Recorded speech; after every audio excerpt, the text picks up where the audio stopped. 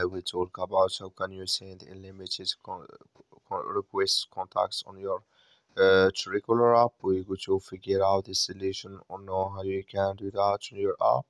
So you just follow this ways, then it's going to work with you. So all you have to do, you just go here, you go above your photo profile, click on it here.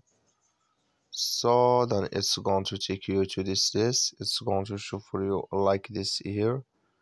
So then you go down, you need just keep going down here.